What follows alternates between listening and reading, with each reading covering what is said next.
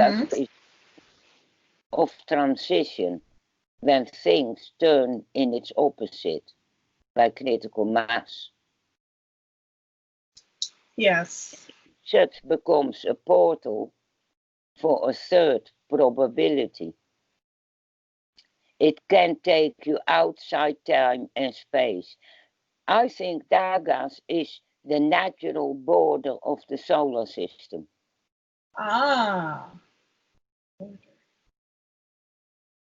And if you visualize it round, it's like a Mobius strip. Instead of having the 9-degree angles, if you turn it round of the corner, it's a Mobius strip. Oh, I see.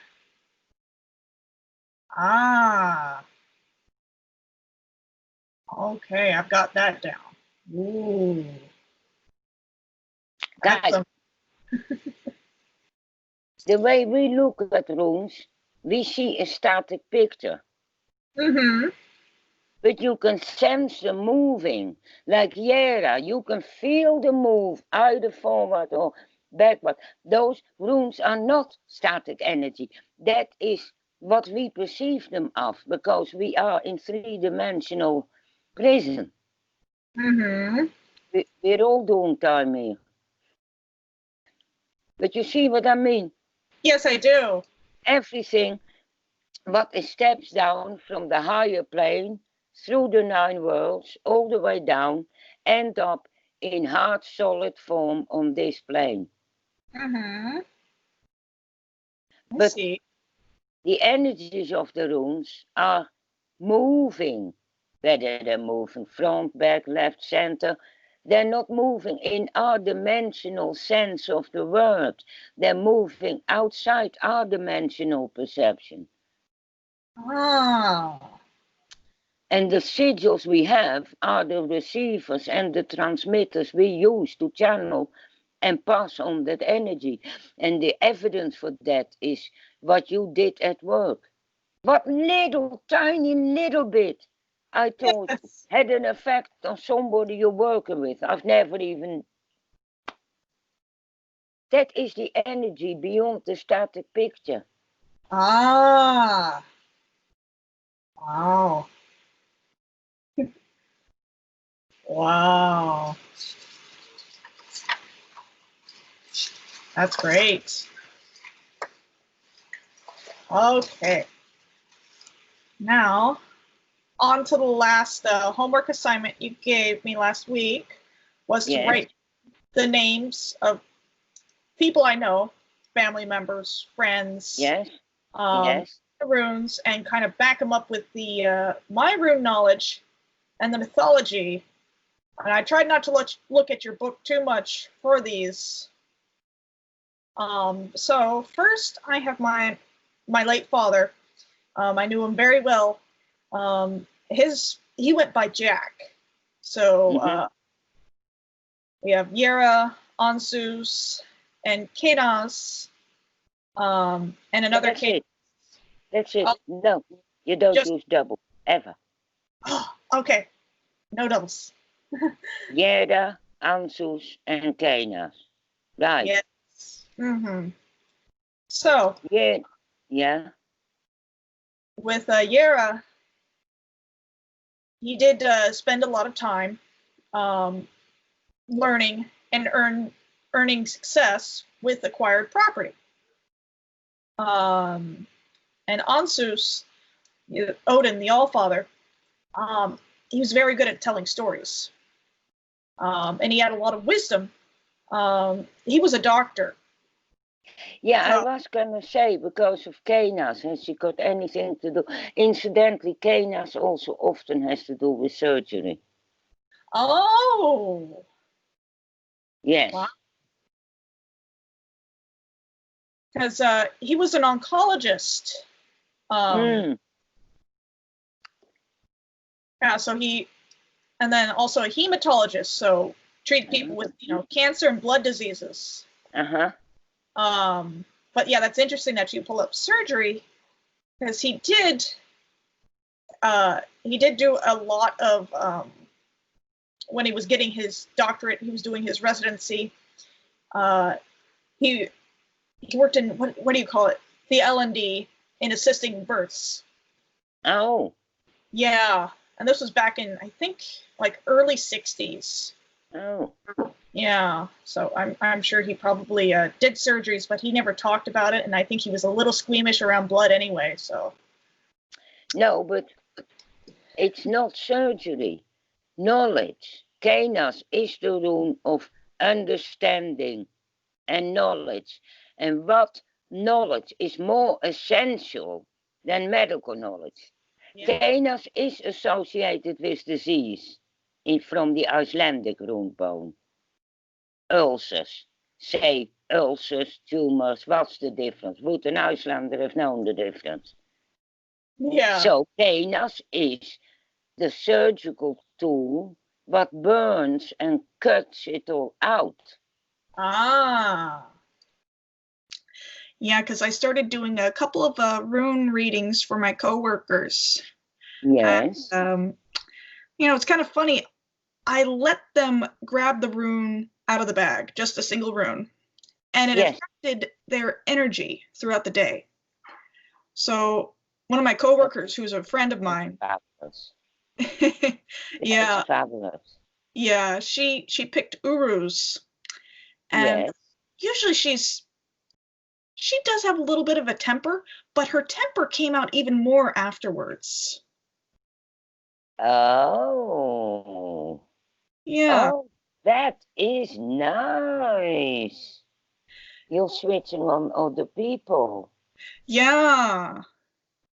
And then I asked another coworker of mine to pull a rune. He pulled a Sowilu, and he's normally a very talkative person, but like his energy, it got even more talkative, and he was more. I was talking to him for like 10 minutes, and we were on the clock, so we're really not supposed to talk for that long. But yeah, he got his energy changed. So that's how strong the runes are. Mm-hmm. All right. So what runes did you? Yeah. What runes did I dissect? You already made a good discovery. You discovered the 4 elemental runes. Mm-hmm. Now, we can disagree on its application. Okay. Because daggers can go at midsummer. Then Yera is at the opposite, at Yule, the turning of the year. Mm-hmm. That leaves Ingus in autumn and Gabo in spring, with the giving of the first life after winter.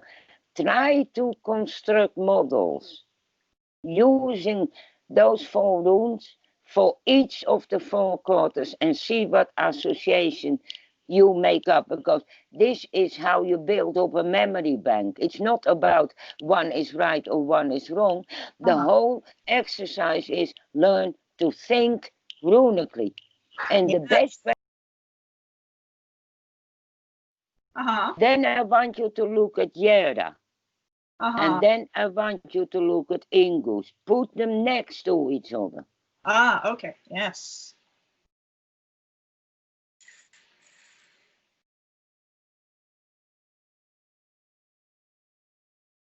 Oh, I see. It's an evolution. Yes, it's the agricultural cycle of the sowing in the spring, the harvesting, the growth cycle in Yera, and the harvesting, Kenas. All those runes, although Kenas is known as a fire rune, the rune of fire, because of its symmetry to Yera and Ingus, which are both earth runes, you can see that Kenas is the reflection of the sun on the earth, generating growth, Yera, through the year when the vegetables and the fruit comes in. And that is Ingus. Ingvi Frey, the god of the fields and the harvest and peace and plenty. So not only you can deconstruct runes, you can look at similarities. Do they tell a story between them, like the story of Kenas, Yera and Ingus on an agricultural level? Now, this can be extrapolated to birth, middle age, and end of life. This cycle, this triangle, can be implemented to virtually every conceivable idea, because a triangle is the universal constant of stability, and it works in any tradition. Ah. Universal. Ah. This is why I allocated 3 runes to each verse of the Havamalde runetal. 1 center rune and 2 supporting ones.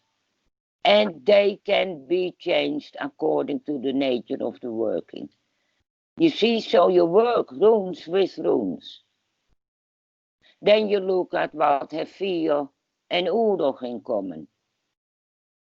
Cows and bulls, bovine. Yes. The cow was of primary importance in the Norse tradition and the Germanic tradition.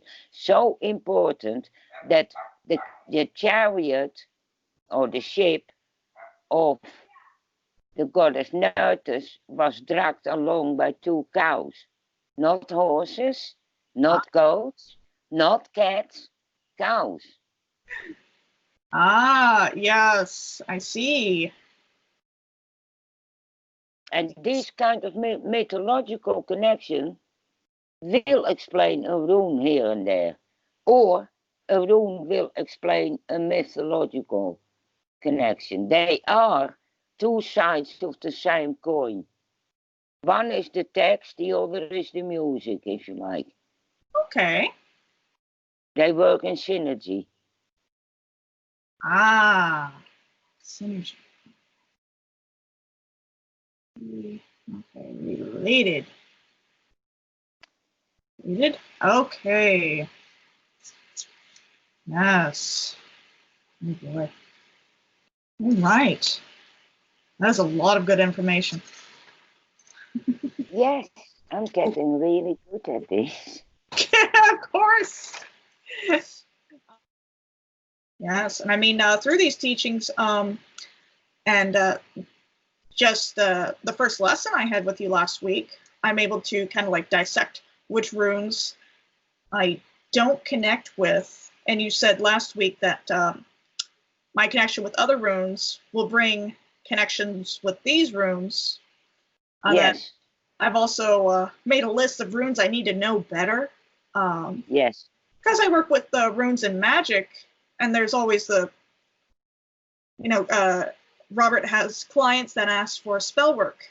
Either they'll ask for love spells, protection spells, or occasionally they'll ask us to curse somebody.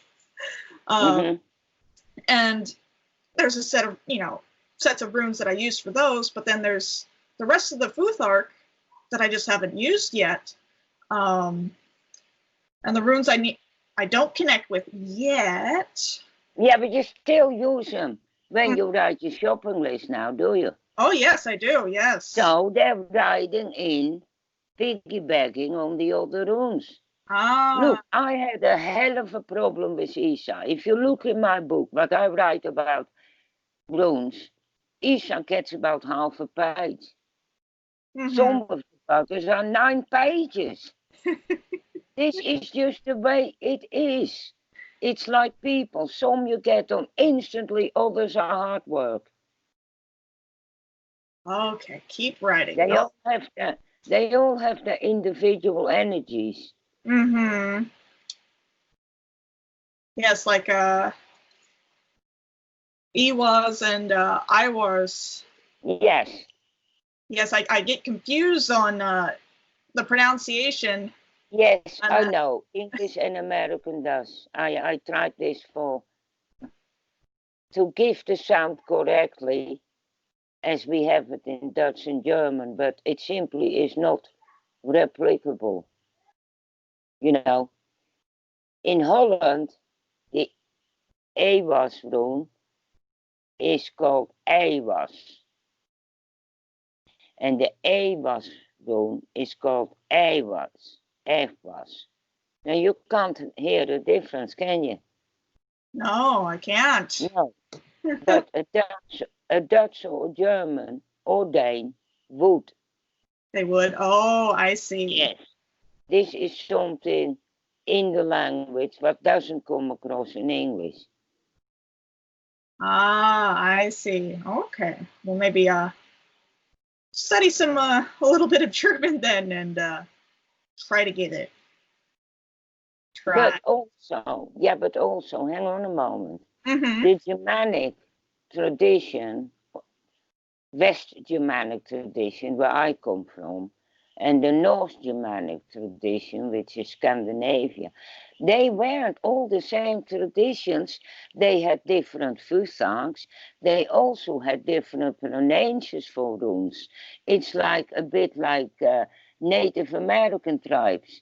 They all share the same big cosmology, but they all speak their own language or their own dialect or have a different prominence in the pantheon or a different predominant element. Like in Sweden, Freya is the god on the high seat. Thor and Odin are sitting beside. Oh. So this really is a very creative field. It isn't one set system. Ah. I teach the common Germanic futhark based on West Germanic lore, right?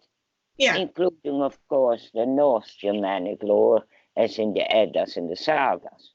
Mm-hmm. But the 24 elder futhark is continental Germanic. Continental. Ah. And the Anglo-Saxons and Vikings developed it from that. The Anglo-Saxons, when they moved over, merged with the Celts, and changes in language occurred. So they created, the later monks created extra runes to accommodate for the changes in the spoken language of what is now English. Mm-hmm. The Vikings, for some reason, cut the rune futhark down till 16 representative letters, but they put dots on them if there is another sound. Oh. You know? Yeah. I've never looked into that because, you've got to really know the Scandinavian languages. Oh, yes. Yeah. Because they've got an O with a crossbar in it. And they, of course, have the CH, the dagas, the D. And, but other stuff, the shape of the runes and the names of the runes are all different because they all reflect a tribal society. Mm-hmm. Tribal in the sense of people didn't travel a lot. Mm-hmm.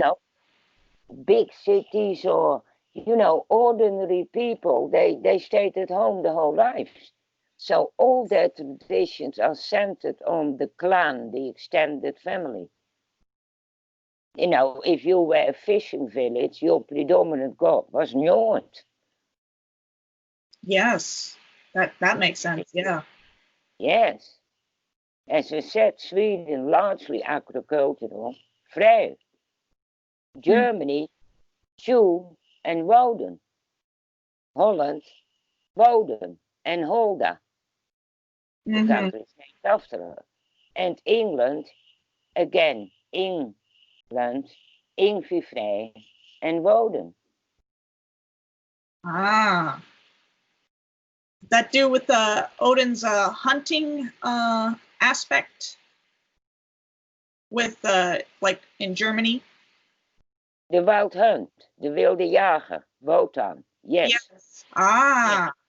Yes. But they have it in Scandinavia as well. It's called Freya. And it is the furious host with Odin. Maybe at a different time of year, because it's on a different latitude and longitude. Mm-hmm. Try to do a horoscope in Iceland. You can't. You got to use an equal house system, otherwise you can't do it. Because all the houses are squeezed up like that. Really? Oh. Yes. The winter starts early there. Winterwending is in September. Oh, wow. Yeah. Yeah, this is another thing. To make maximal use of the earth energies where you live, you should practice these rituals at the time when they occur where you live, not based on Iceland. You're not living in Iceland.